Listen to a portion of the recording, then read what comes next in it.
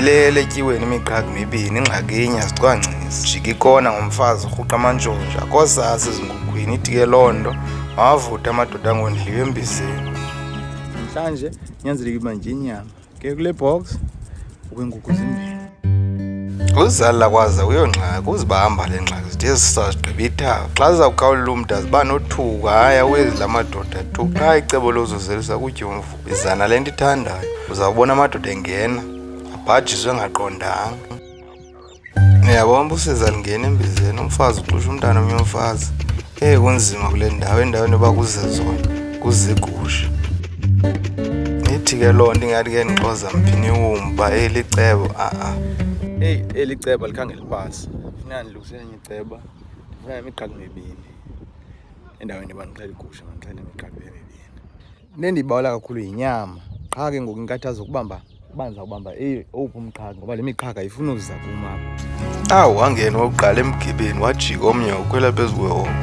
Lungenayo ndikhumbuza uSamson ebhidwa ngamathanga kaDelilah ambamba amafilisti echetywe yintokazi. Ithe sendiwubamba ndaqonda hayi mani mandothatha ingxobo endayibawela mpela ke ngokwenyama. Kuba lo ngezizobe ndivuke ndatya inyama kule bendibuya nayo elalini uzama. Kodwa ndithe ndisuka kuloo ngxowa ndibuye ndithi ndiyabuya ndifika ndonweza ibhokibhoki ezityhale yonke loo nto zangena.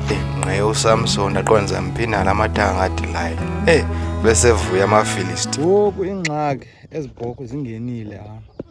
Ngoku funeka ndizahamba ndikhuphe ezi bhokhwe kungene ezi nkukhu.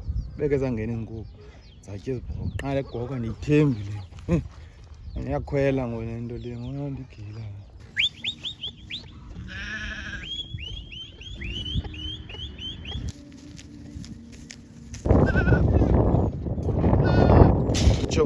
Watsho kwenzeka. Yho andisokolisile rha. Ngoku ngona ndizawukwazi ubamba inkukhu. Vuyani mafilisti amandla asezinweleni. Rha nganye uSamson asingawola wokuqala amafilisti ayilibele kuvuya. Izembe liloliwe amanzi ayatsholoza.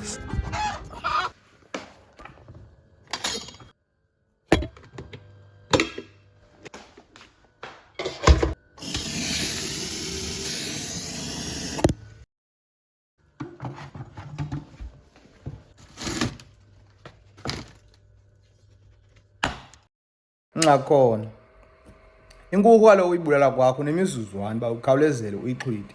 Yawuma ke ngoku ke walibazisa uyixhwitha thixo uzawusokola. Enye ndiyoyisile enye ke ngoku yile kusafuneka ndibeke amanzi bomba ndayithi kodwa igwanyile. Abayikhali mabhola ndaba iyekwa ndizoyisile qha inkukhu sozoyitya ngale mini uyixhwitha ngayo ndizaziyeka nje ezi ndizivase izandla uba ndisenayo inyama kuleya izolo yempunzi endibuya nayo elalini. Zithi xa zimiswa kuthiwe wogayi ibholandi wogayi irolandi kuba kaloku besehlukene ndisitya nongena bempunzi. Sendikweli bhayile imdaka nje ndifike nini ndephule emva kwemini ndayibetha yancinci uzanganene. Uyasazi isikhumbuzo sikanzikani asilongcwaba sisikhumbuzo salamvu. Kuthiwa wathi kuza abantu abanenwele ziyebhiyebhu ngathi bubule mbombona kuloo mimango ke kusekhaya. Thina abantu sezebhayi sesibadala siyazi indlela ezayo siwela imilambo enamagama litshone ke ilanga kuse kungabinani. Namhlanje ndivuka nditshe ngamandla ndibawula inyama ke ndiqhoze inyama le inyama kazi bendinayo.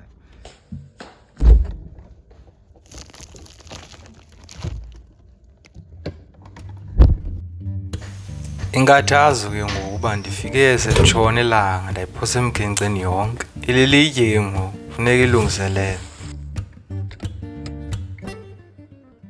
Qha ibhityile into ehlala endla ayikho kenye indlela kuyinqunqa lamanqatha.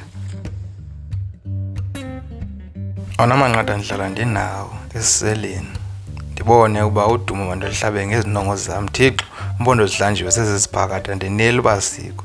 Itswele ke leli likhoyo liyavuthwa nale embizeni. Utshayelele uba ibile kuqala uyibilise khupha amanzi wokuqala ukhupha wesibini kuphume ivumbi bengathi ibinomanzi abomvu. Hayi ke mntanam neqaqa liyavumba ke sabi khupha amanzi esithathu soze singaphumela vumba liyaxoka. Iyeke ibile wakhupha ukuqala kumka ezinjeni amathamba angathi nenyamana yonke laa nto nezabhebhile fonini qoma imbizi ide yokuphela.